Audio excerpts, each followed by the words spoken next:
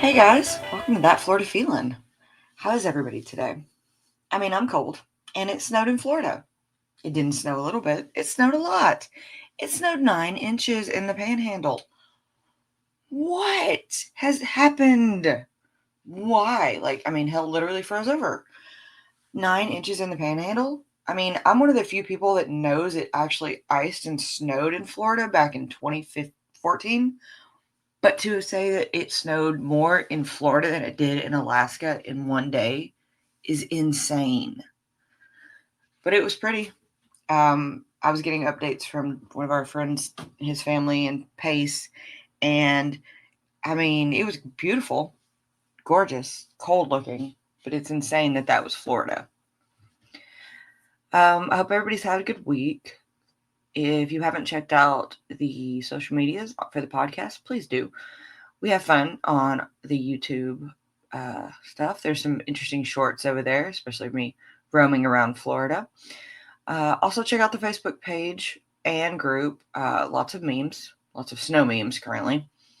Don't forget TikTok, as it's now back, apparently. It was gone, now it's back. We don't know. It sounds like a bad ex. I don't know. It's doing its thing. But yeah, if you also are looking for a new podcast, don't forget to check out Unfiltered Studios. There's some amazing people over there with awesome podcasts, adding new ones each day to the group. So definitely check it out if you're looking for something new. Thanks for coming back for another week about Florida. I hope you enjoyed listening to the state parks. I think that I'm going to do another one of those soon. I always love talking about Florida state parks because there's just so much to talk about, and there's so many cool state parks, and there really is something for everybody. So those are always my favorite episodes to do. So I'll probably do another one soon. But if you have a suggestion for an episode, reach out or just say hi. I do have an email, thatfloridafeel@gmail.com. I love getting episode suggestions from you guys. It's always fun to learn about what you guys want to learn about. Also, I have a huge podcast library, as these are weekly episodes, so don't forget to check those out. The episodes are on YouTube now. So if you don't like Spotify or Apple or iHeartRadio, you can definitely check them out on YouTube. So that's the thing now. I was excited that I was actually able to do that. Proud of myself. Today we're going to talk about a Jacksonville lore, if you will call it. Something that is a bit of a maybe myth, maybe legend, maybe fact. We don't really know. But it's kind of hidden in a part of Jacksonville. You may or may not have heard of this, but it's the Humanzees of Orange Park. Now, Orange Park is a part of Jacksonville, to the east side of St. Johns River. You have to cross the Buckman Bridge to get there. And it was a relatively quiet area of Jacksonville for the early 1900s. And a lot of people don't know, but from 1930 to 1965, Orange Park was actually home to one of the largest chimpanzee research operations in the world. It was home to Yerkes Laboratories of Primate Biology, or the mysterious monkey farm, as it was called. And it has given rise to probably one of the weirdest lores, legends, or myths to come out of Jacksonville or Florida, probably, because there is a legend that a half human, half chimp Humanzee could have possibly been born within its walls.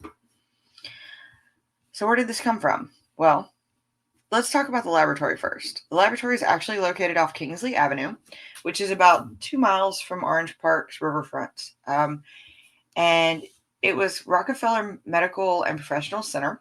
And it really was, it's just an unassuming building. It still stands today. If you drove past it and you didn't know its history, you would just think, there's a building. Cool. It was a concrete block building. It's yellowish orange color with red accents. And it still stands today as the Rockefeller Medical Professional Center, but it was actually home to the Yerkes Laboratory for Primate Biology. And it was founded by Yale primatologist Robert M. Yerkes in 1930.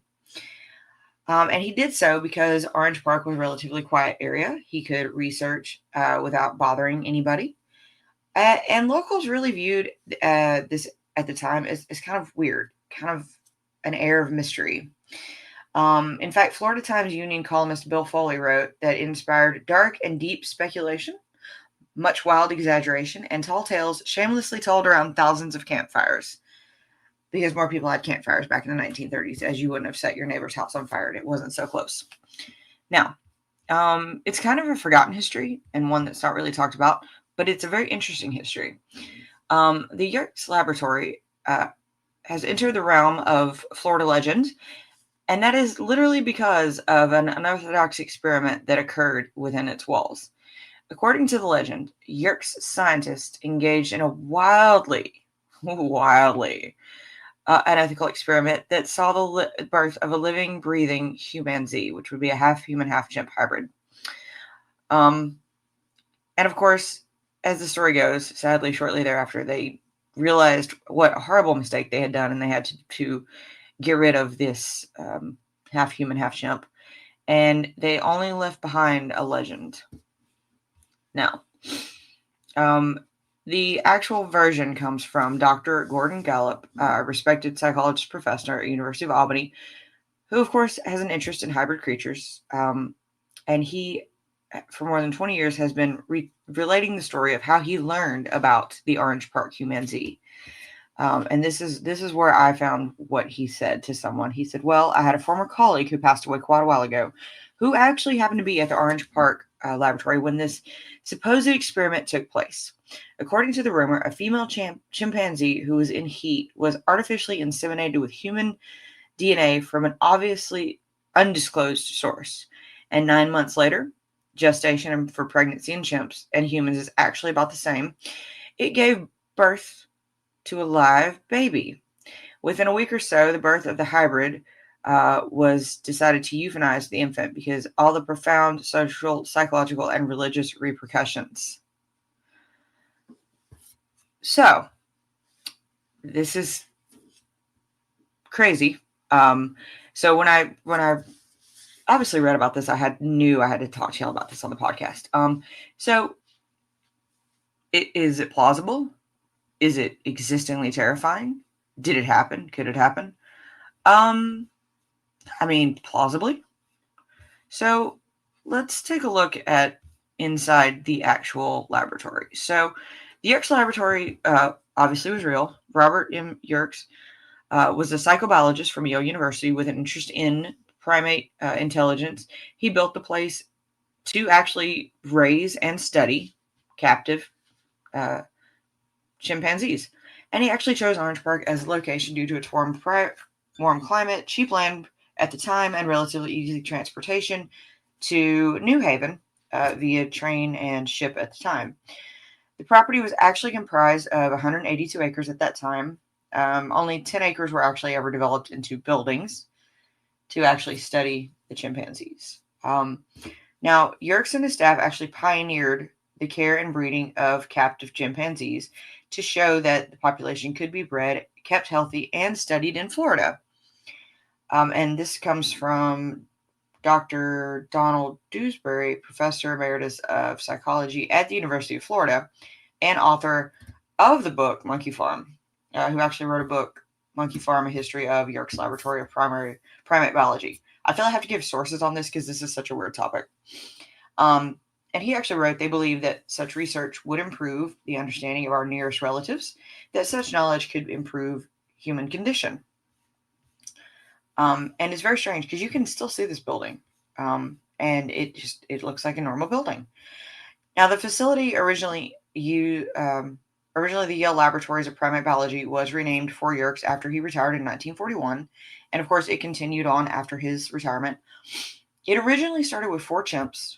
And by 1965, the population had grown to 67, along with 11 gorillas, 27 orangutans, and more than 1,100 monkeys, varying of 20 different species. So this was actually very much a real laboratory with growing population. Now, of course, over the years, many renowned scientists actually worked at the Yerkes Laboratory, as this was a real place with actual accreditation.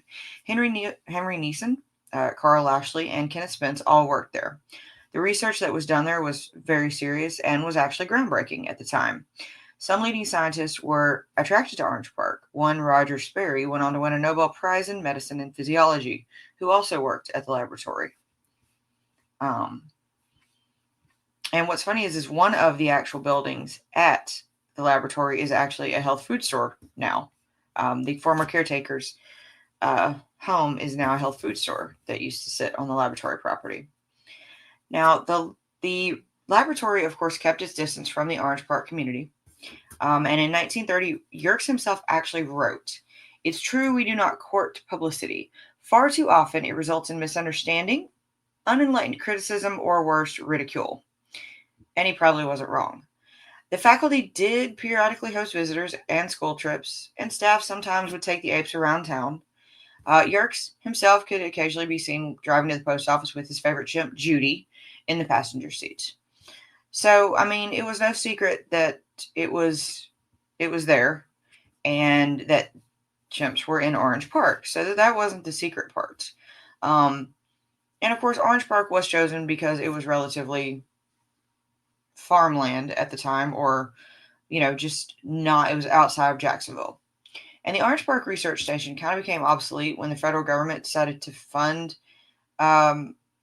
regional primate labs, and in 1965, Yale actually sold it to Emory University, and Emory actually relocated all the apes and monkeys to its facility near Atlanta, and it actually closed the monkey farm for good in 1965. So that stopped all action in Orange Park.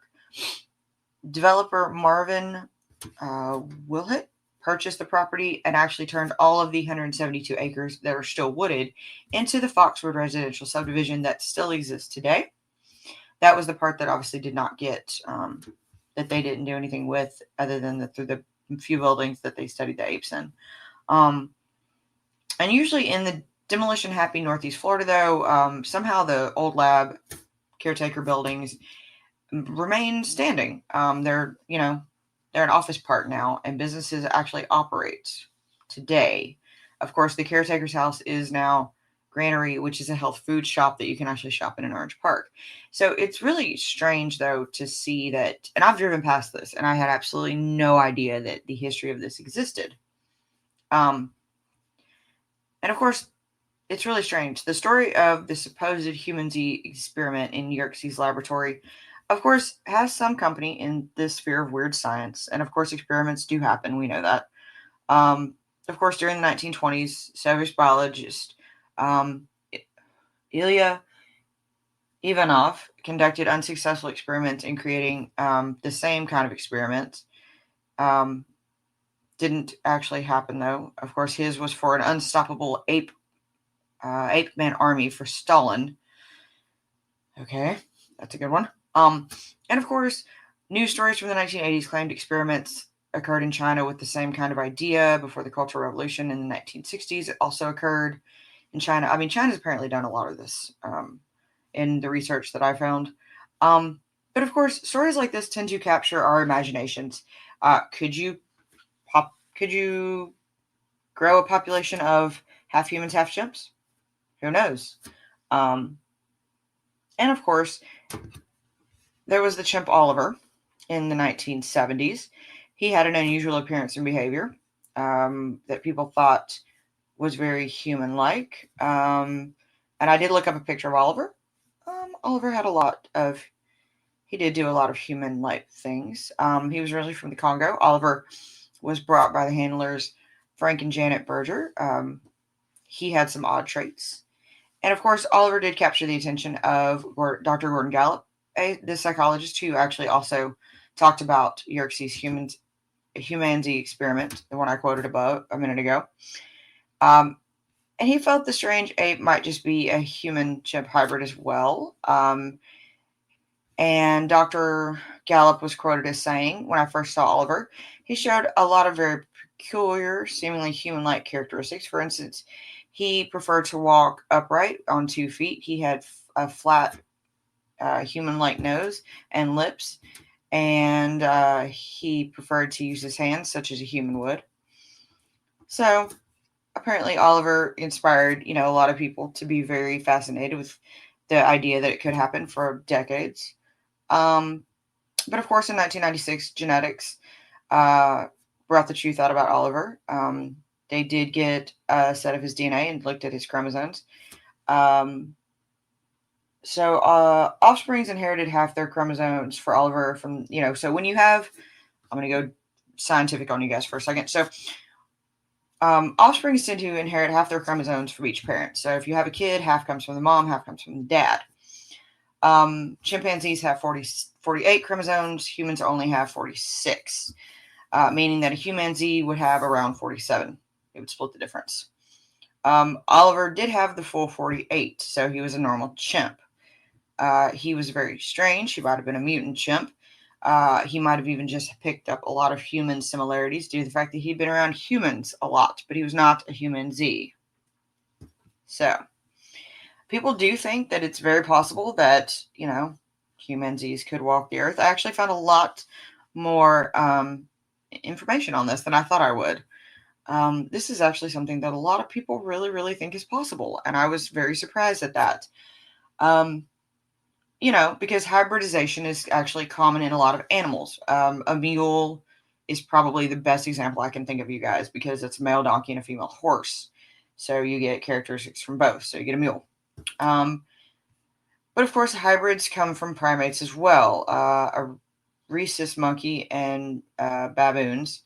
Those are actually kind of hybrids. And actually, according to Gallup, that is the hybrid.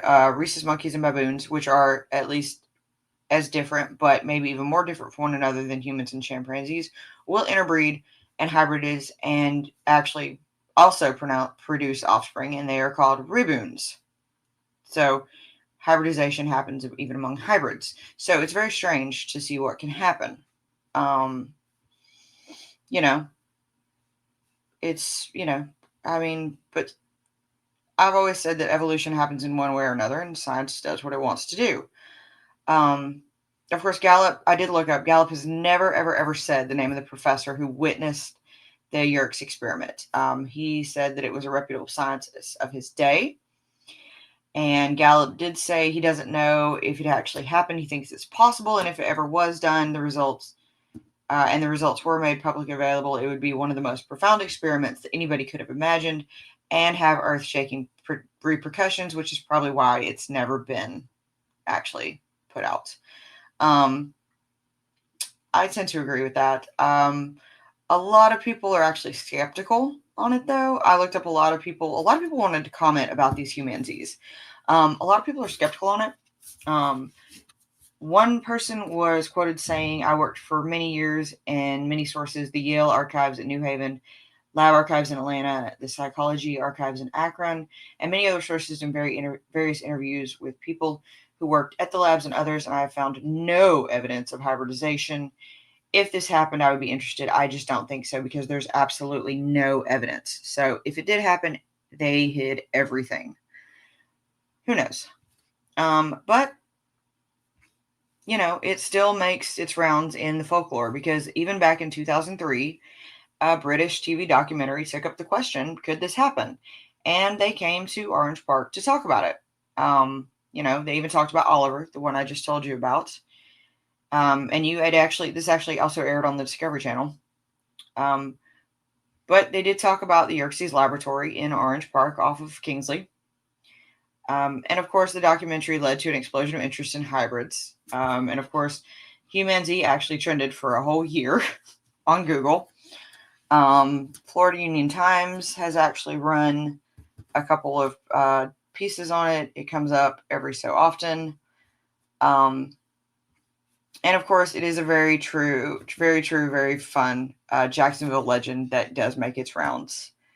And of course, it goes right up there with the Ghost Light Road, St. John's River Monster, the Ghost of Taco Lou, and the Mysterious Bat Sphere that all run through Jacksonville. Of course, it just does kind of add to the lore of Orange Park, which, if you've ever been to Orange Park, it's not got a lot going on, so give it something. So, did a monkey farm exist in Orange Park? Yes, it did. Was there an accredited laboratory? Yes, it was. Might it have done something like that? We don't know. But it just adds to And maybe if you find an old Floridian who was in Orange Park at that time, will they tell you that an alien and intimidating secret facility in a rural small town outside of Jacksonville ran secret and weird experiments on monkeys? Yeah, maybe. I mean, it does kind of have all the perfect scary settings and legend and lore for people to get upset and scared, and it makes perfect for those late night bonfire stories. Who knows? I mean, it was really funny because after it closed down, people used to go in the building, and when it was abandoned for a while, and people used to go in and say it was haunted by monkeys and mad scientists. Um, so I mean, that's a fun piece of Jacksonville lore, and anything's possible, I guess, you guys. I just thought that we would do a fun episode on Jacksonville and its possible Humanzee. Of course, I guess I should do a Florida Man story, although I think we talked about Florida Man right there, if that did actually happen. My Florida Man story for today is I posted it on Facebook. Did you guys see about the guy who drank the fryer oil? I'm not even kidding. He drank fryer oil. I'm looking it up right now so I can tell you guys. Here we go. He broke into Burger King and drank oil in Miami. So, yeah. I don't understand it. He literally broke into a Burger King and drank fryer oil. I guess that's one way to cheat on your diet. I don't know. I guess anything's possible if you just try hard enough. Drugs are bad. Don't do drugs, y'all. All right, guys. I hope you have enjoyed hearing some Jacksonville legend and lore. Stay warm, as it's still a little cold. Hopefully it's supposed to warm up this weekend. Be nice to one another, guys. Drink your water, wear your sunscreen. And as always, that's your daily dose of sunshine. This podcast is a production of Unfiltered Studios. If you would like to know more about joining Unfiltered Studios, please visit our website at unfpod.com for more information.